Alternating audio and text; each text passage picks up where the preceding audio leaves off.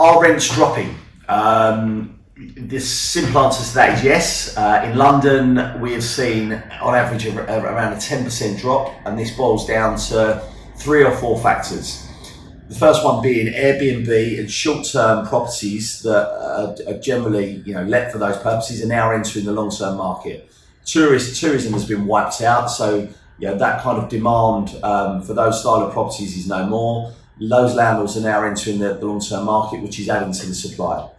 Second factor, less people want to live in London. Don't want to live in a dense population. Can now work from home and are finding that effective. So need an extra bedroom or an outside space to eat their lunch in while the sun's shining, and people want to move out to get more for their money.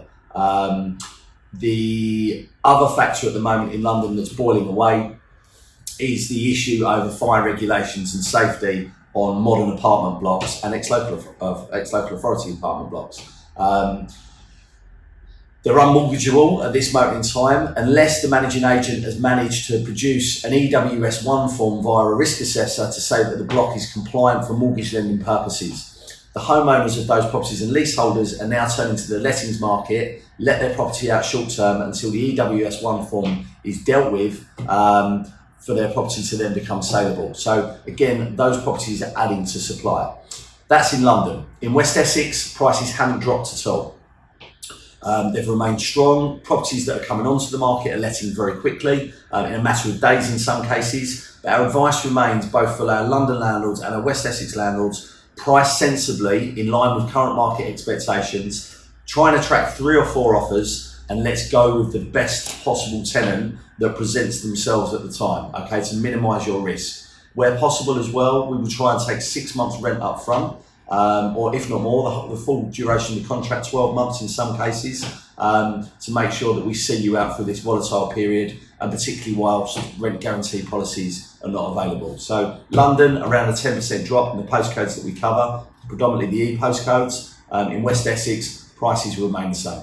Are rent guarantee policies still available? Our chosen referencing company and preferred referencing company is a company called Van Mierder. Superb company. We've tried several. These guys are definitely the most thorough, professional and diligent in their processes.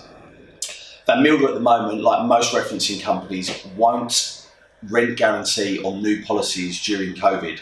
They will honour any rent guarantee policies that were taken out prior to COVID and the initial lockdown at the end of March, but new policies are currently not available. We are trying to pressure them into coming up with a solution because, understandably, landlords are anxious in terms of agreeing renewals and new tenancies, and they would have much more comfort and confidence in moving forward with tenants if they were able to take out a rent guarantee policy. But once again, just to refer you back, we're pricing realistically to attract 4 or 5 tenants at a time for each property.